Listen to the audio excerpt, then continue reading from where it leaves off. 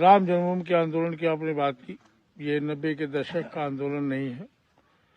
ये पूरे भारत की धर्मप्राण जनता की जिजीविषा का वो आंदोलन है जो भारत को पूरे राष्ट्र की आत्मा मानती है।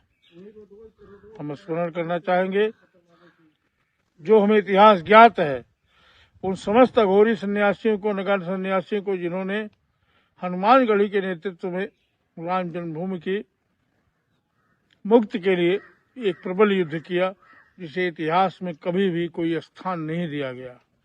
हम उन समस्त अपने उन पूर्वज सन्यासियों का, चाहे वो नगा हों, वो अघोरी हों, बैरागी हों, सीताराम सन्यासी हों, सभी को पुण्य स्मरण करते हैं, पुण्य प्रणाम करते हैं, जिन्होंने श्री राम जन्मभूमि आंदोलन की अपनी आत्माहुति दी।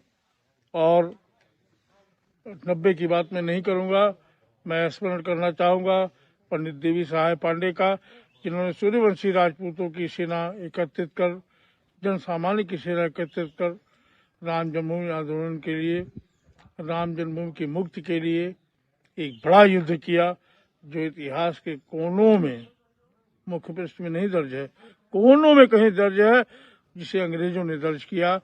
मैं उन्हें भी प्रणाम करना चाहूंगा, पंडित देवी सहाय पांडे को, मैं हसवन नरेश को प्रणाम करना चाहूंगा, और प्रणाम करना चाहूंगा रानी जयराज कुंवरी को, जिन्होंने प्रथम स्त्री होकर भी अपनी आत्माहुति दी राम जन्मभूमि को मुक्त कराने में।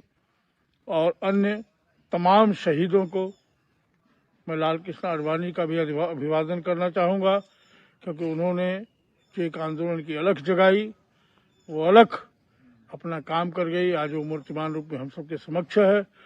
हम आदरणीय अशोक सिंघल जी का भी अभिवादन करना चाहेंगे, पुण्य स्मृति में उनको पुण्य प्रणाम करना चाहेंगे। हम प्रणाम करना चाहेंगे आदरणीय स्मरणीय रामचंद्र परमहंस जी को, जिन्होंने इस आंदोलन में अपनी अग्रणी भूमिका निभाई। हम प्रातः स्मरणीय महंत अवैधनाथ जी को भी प्रणाम करना चाहेंगे आज के शुभ अवसर पर, जिन्होंने इस आंदोलन में अपनी अग्रणी भूमिका निभाई। गोरक्षपेट की बड़ी अग्रणी भूमिका रही है इस आंदोलन में। और अन्य तमाम वीरों को हम, मोदनवाल जी थे, मुझे उनका नाम विस्मृत हो गया है, क्षमा करेंगे, अजय चौबे, विजय वर्मा, पवन पांडे, ऐसे तमाम वीर जो, जिनमें से कुछ इस धरा पर शेष हैं, कुछ नहीं रहे, हम सबको उन सबको हम प्रणाम करना चाहेंगे।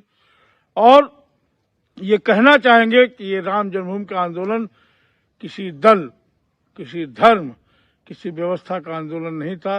ये भारत की धर्मप्राण जनता की जिजीविषा का आंदोलन था,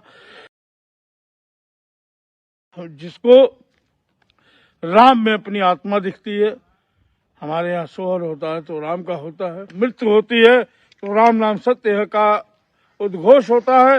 राम हमारी भारतीय संस्कृति के शलाका पुरुष ही नहीं, हमारी आत्मा में बसने वाले वह आदि पुरुष है, जिनमें हम पूरे भारत को देखते हैं।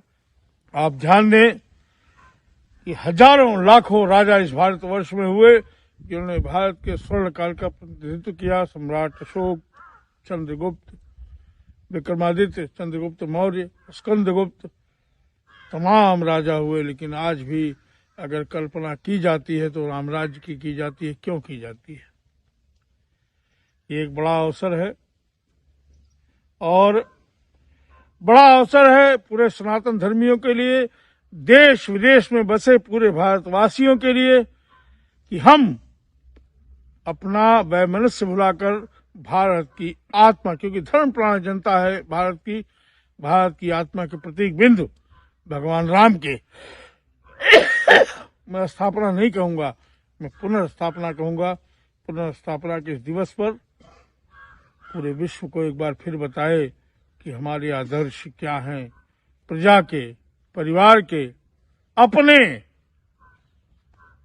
ये आदर्श अगर किसी में मिलते हैं तो हमारे मर्यादा पुरुषोत्तम भगवान श्री राम में मिलते हैं।